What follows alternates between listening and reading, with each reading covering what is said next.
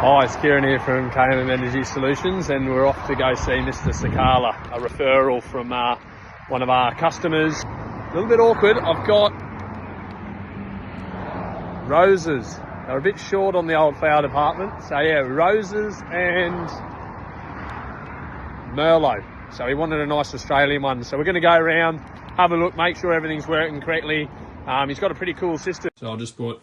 So we're just out the back of an install just near Mansfield. I'll show you the panels. We've got some panels on the roof and some panels on the flat roof here.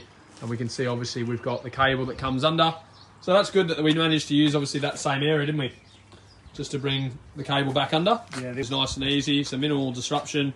And then, obviously, we've got the inverter and battery just inside the garage door here. So it's nice and neat, out of the way. And we can see, what's the time now? About 5:45? Yep. 5:45, and we're still producing just under a kilowatt of power, and it is cloudy outside. A little bit bright, but cloudy. So that just gives you an idea that solar still definitely works when it is cloudy. This customer's only using about 2,000 kilowatts a year, just under 2,000 kilowatts a year, and we've got 20 panels on the roof. So if we have a quick look at the system, 8 panels, you'll see there's 2 rows there on a flat roof. So that's great because that's facing southeast, so we'll get a lot of it in the morning. And then if we go and have a bit of a further look on the back here, we've got a slightly odd shaped roof here, but we've been able to maximise that roof space here so that we can use that.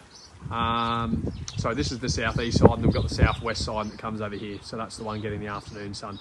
So you can see there, nice tidy install. And this is going to produce about nearly 5,000 kilowatts of power over the course of the year. So that's going to more than cover their bills, and they'll be able to sell high and buy low.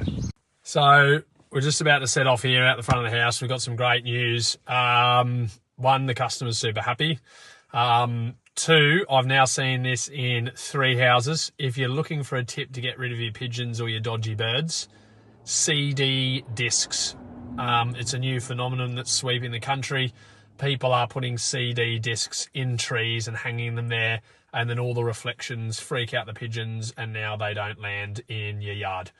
So, yeah, you learn something every day. I have seen him a few times. I plucked up the courage to ask, "Hi, mate, are you part of some movement?"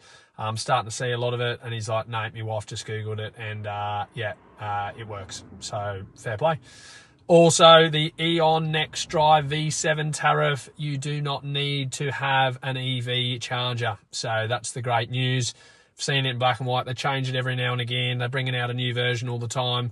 So, yeah, you can literally just charge it at 6.7p and sell it back to the grid at 16.5p just for having a solar system.